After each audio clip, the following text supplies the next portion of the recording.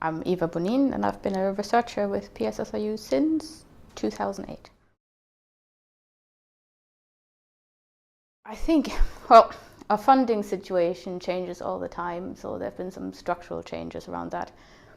But I think actually in many ways it hasn't changed that much for me. It seems that people actually never really leave. So it's kind of a Hotel California situation that we have, which is great because it's a good place to work and people just like to stay. So for me, not that much has changed really. I think that has to be our treasure hunt in Covent Garden the first time we did it. It was a really fun experience in itself, but it was also interesting to see people's competitiveness come out, cheating by using their iPhones and so on. So it got kind of dirty. So it was good.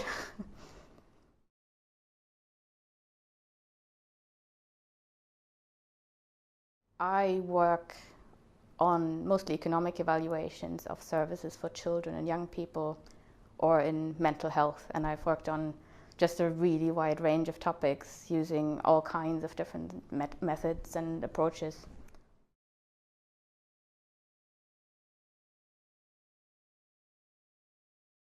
That has to be a little paper that we got published on support for adoptive placements, because it's a really interesting area. There isn't a lot of research on it, and we actually managed to get a paper that looked only at 19 people published as a sort of quantitative study, but we were also able to put in some qualitative information, which wasn't a terribly rigorous approach research-wise, but it just made for a really nice paper. So I'm really proud we got that in and we got that out, and it's just a lovely thing when you look at it.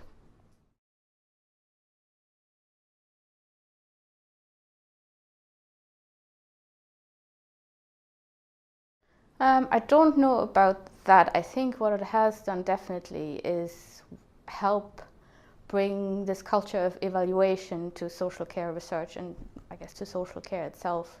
And I think that's massively important, and I think evaluation is what's going to improve outcomes for people in the longer run.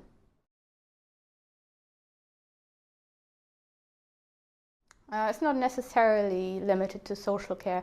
I think that it would really make a difference if we could do something to mainstream mental health, to make it okay to talk about mental health and mental ill health and well-being in any context really, and where people can just say, I've got this problem and I'd like some help, and where that is the positive thing to do rather than hiding and dealing with your problems yourself. Well, it's a bit of a platitude to say that children are the future, but they are. And I think another thing that PSSRU has really contributed to is focusing more on prevention and promotion of well-being rather than treatment later on. So I think it would be really interesting to have more projects that look at how we can work with younger people to prevent problems later in life. We're doing something right now with the Big Lottery Fund on a really broad kind of series of interventions for children and families, and I think projects like that really need to be more frequently done. Money and workforce.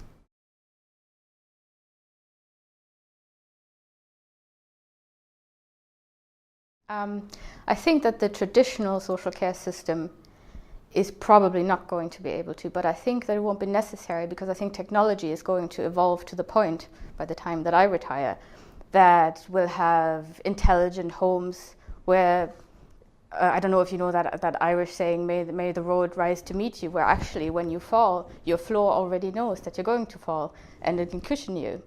And I think this is going to be, I have this fantastic vision of the future where this is going to benefit all kinds of people. It's going to be great for children, it's going to make childcare so much easier, it's going to be great for people who have mobility issues, not just older people.